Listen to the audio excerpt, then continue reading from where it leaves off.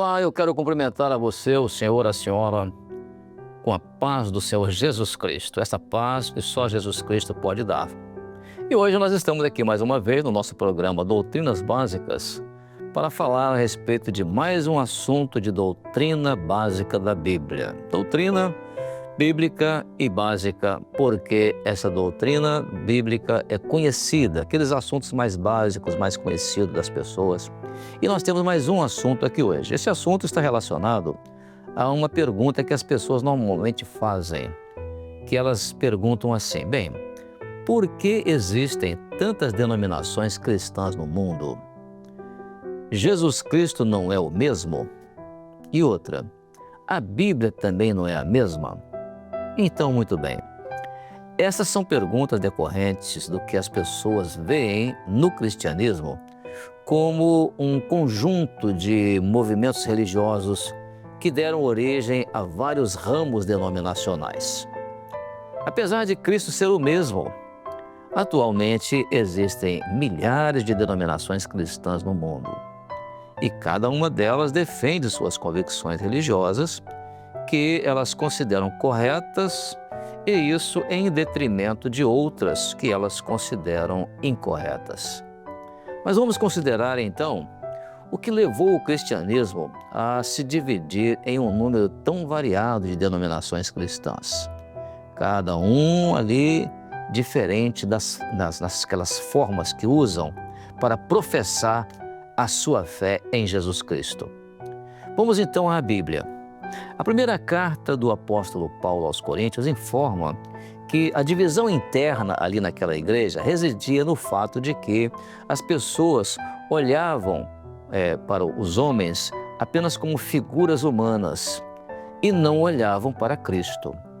Então, dizer-se de Paulo que plantou ou de Apolo que regou era uma forma de ter os homens como líderes, como referências. Todos os que deixam de olhar para Jesus e passam a olhar para lideranças humanas haverão de provocar divisões entre si.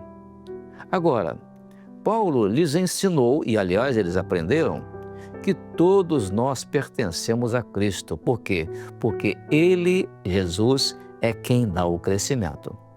Então, a primeira demonstração de unidade na Igreja de Cristo ocorreu no dia chamado Dia do Pentecostes, fato registrado no livro de Atos dos Apóstolos, no capítulo 2, quando fala da descida do Espírito Santo.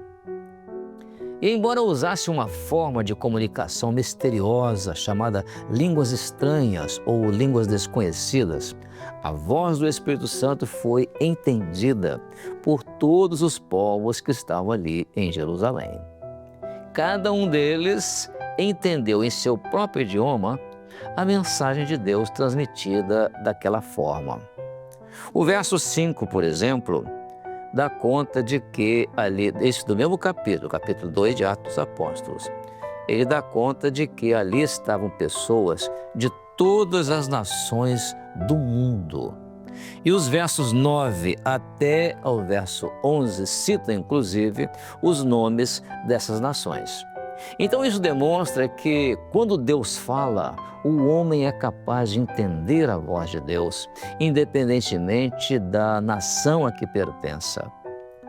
O capítulo 2 do livro de Atos dos Apóstolos informa ainda, dos versos 42 e 46, que os irmãos permaneciam unânimes na doutrina dos apóstolos e perseveravam unânimes, está aqui no capítulo 2, verso 42, está escrito aqui, que eles perseveravam unânimes na palavra do Senhor, na doutrina dos apóstolos, na comunhão, está aqui, na comunhão e no partir do pão e nas orações, Atos 2, 42.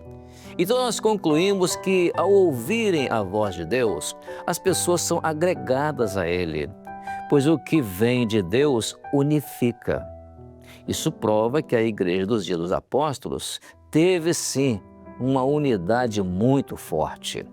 O apóstolo Pedro, por exemplo, ao transmitir o recado de Deus a todos os familiares do chamado centurião romano Cornélio, lá em Cesareia, ele ali provocou uma unidade sólida entre judeus e gentios pela ação do Espírito Santo naquela casa. No livro de Atos dos Apóstolos, no capítulo 10, versículo 44, está registrado isso. Então, se Pedro ali tivesse exposto o argumento da sua religião, certamente teria ocorrido ali uma grande divisão naquela família. Depois, 20 anos mais tarde, na distante cidade de Éfeso, na Turquia, Paulo encontra ali uns 12 discípulos que não estavam vivendo ainda, não conheciam ainda a unidade da fé. Mas quando Paulo lhes anunciou a palavra de Deus, eles foram unificados pela ação do Espírito Santo. Caiu sobre eles o Espírito Santo e todos ali se tornaram um só corpo. Os irmãos da igreja primitiva que deram suas vidas por amor a Jesus Cristo, muitas vezes nas arenas, ou nas fogueiras, ou nas cruzes, eles deram a maior prova de unidade da igreja daqueles dias. Todavia, ao dar ouvidos ao que se fala sobre Jesus, dentro de conjecturas e interpretações humanas, isso sempre provoca divisões, pois isso provém de meras interpretações humanas das coisas de Deus. As divisões no cristianismo, na verdade, começaram quando as interpretações dos chamados pais da igreja e dos concílios passaram então a sistematizar a fé em Cristo.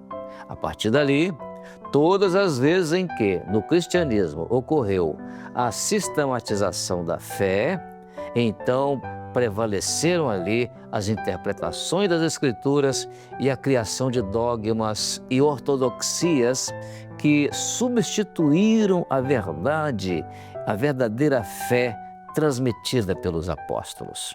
Então, a intervenção do homem no projeto de Deus sempre causou grande divisão dentro do cristianismo. O argumento humano é sempre passível de contestação, pois o homem, por mais poderoso que seja como líder e por mais cultura que possua, ele é falível. A verdade do homem é sempre relativa, pois se baseia em seus pontos de vista. E ponto de vista e raciocínio, cada um tem o seu. Todavia, a palavra de Deus, ela não propicia divisões ou contestações, pois ela não depende de opiniões humanas. Ela é uma verdade absoluta. Jesus disse para o cego: eu quero que vejas, e os olhos dele se abriram. Essa verdade é incontestável. Para ter a sua própria resposta a essas perguntas, eu vou lhe fazer agora uma recomendação. Não dê ouvidos às opiniões de quem fala sobre este assunto sem conhecimento de causa. Pelo contrário, examine as Escrituras e vá direto à fonte. E essa fonte é a Bíblia.